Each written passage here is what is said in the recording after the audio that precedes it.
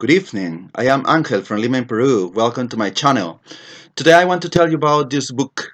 I wanted to make a video about it 2 months ago because, it was the anniversary of my city, Lima, on the 18th of January. However, well, I had to wait. I was really busy. And let's start. Francisco Pizarro, A New Vision of the Conquest of Peru. Published by Crítica, an imprint belonging to Planeta, the famous publisher, in 2018. This is the second edition. Its author is Esteban Mira Caballos, who holds a PhD in history of the Americas by the University of Sevilla or Seville. He's an expert in the relationships between Spain and the Americans in the 16th century and has written over 20 books regarding this topic. In 416 pages, Mr. Mira aims to show us not only the life of Pizarro, but the context in which he lived and the historical turning point he was the protagonist of. That is how this book is divided in 7 chapters. In the introduction, he shows us the two opposite views, personalizing the past or focusing on modes of production, stating that there are people who show more leadership than others. One of the central points here is that the idealization of the conquest and the conquistadors was basically originated amongst chroniclers and Creole historians as a way to legitimize their own interest of the ruling class. I am really surprised at how strict the analysis of the sources has been to write this book. He identified 3 visions of the very character, Francisco Pizarro. The first one, supporters of Hernán Cortés, the conqueror of Mexico, who disparaged him, let's say Pizarro. His supporters, such as José Antonio del Busto, who justified his actions, and the third one, supporters of Diego de Almagro, who accused the Pizarros of tyranny. Even though he argues he does not intend to write the history of the conquest of Peru, but only Pizarro's updated biography, of course the context is necessary, especially since this book is not particularly aimed at a Peruvian public, which is why the first chapter, Rise and Fall of the Incas, might be more necessary to foreigners rather than Peruvians who are rather learned in this aspect of our history. What surprised me is the following. He includes Brazil in the territory of the empire. He affirms that most Inca remains are located in the Altiplano. I think he means the central Andes instead. He mentions the existence of the kingdom of Quito. Well, yes, I might focus on peripheral aspects rather than central ones. How good administrators the Incas were, but also some fractures that were going to emerge sooner or later. I agree with him when he says that even if there hadn't been a civil war, the Inca Empire would have succumbed anyway. Chapter 2 is called The Character. 2 traditional visions, Hernán Cortés versus Francisco Pizarro. The latter copying the former, a bastard swineherd, illiterate and cruel. Mr. Mira analyzes many of the most famous or infamous exponents of these visions. The other extreme is the Peruvian historian Raúl Porras Barrenechea, who even dared to deny the cruel nature of the conquest. A man who fell in love with his new land, being the only one among his brothers who did not think of returning to Spain, having been brought by Francisca González, a servant, made him illiterate, but not without inventiveness. He used 2 weaknesses of the Inca Empire to his favor. The first one was the fact that there were ethnic groups who had recently been conquered. I wonder if the people criticizing this book would prefer the term invaded for this case as well. The internal fracture, supporters of Huáscar versus supporters of Atahualpa. The mission civilisatrice, only if there was a lot of gold and women.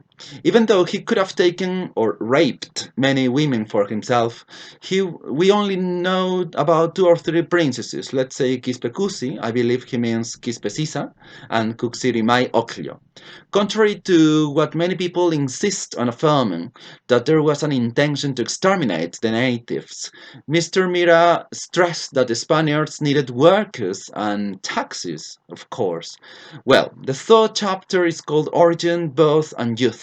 It has been unanimously stated that his father was Gonzalo Pizarro, but studying this has proved hard since his surname was common in many parts of Spain. There were other Francisco Pizarros living at the time.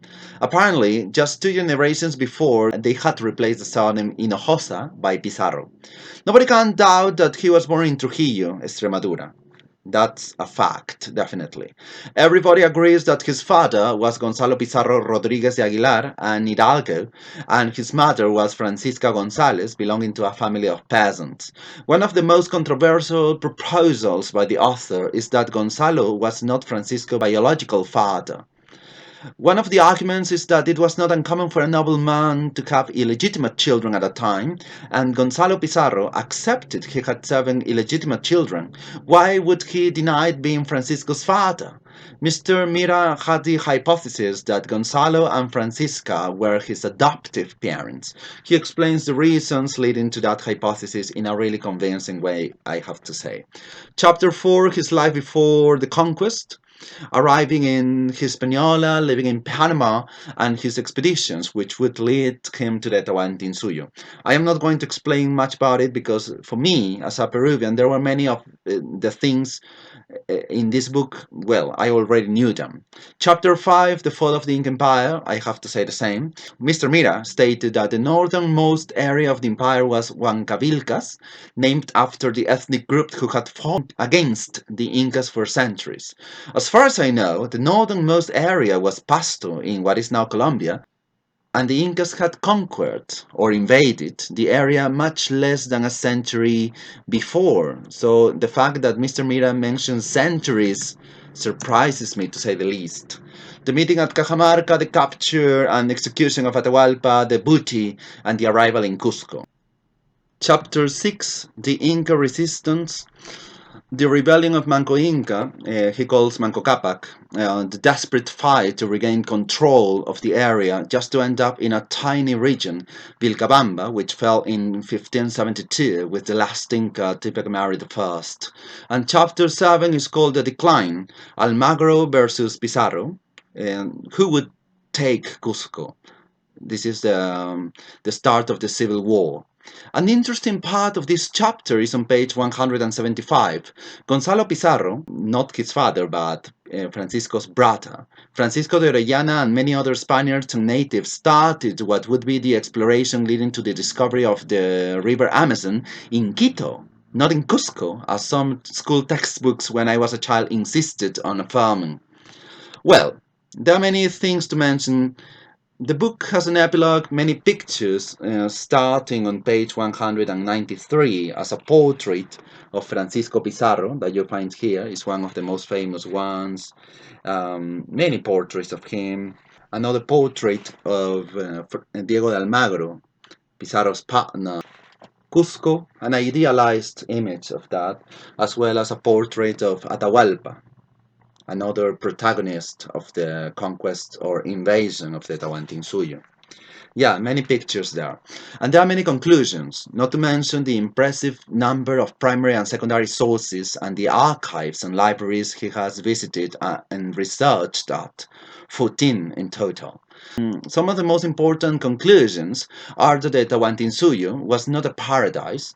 Pizarro was a child of his time, which does not mean we cannot criticize the way these warriors behaved and acted. He, Mr. Mira, even goes to current Peru in his discourse, urging the authorities to give them their lands back, to recognize the rights. He mentions that nostalgia and that problem regarding the acceptance of the conquest in Peru's collective imaginary.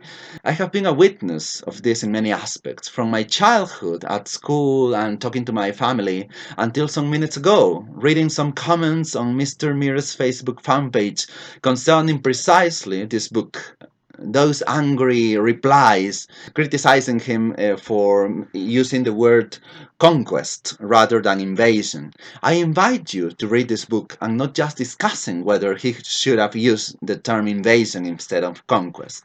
This is one of my favorite books this year, and if you want to understand more about that part of our history, this book proves really necessary, even though he offers a context rather than just focusing on the character of Francisco Pizarro.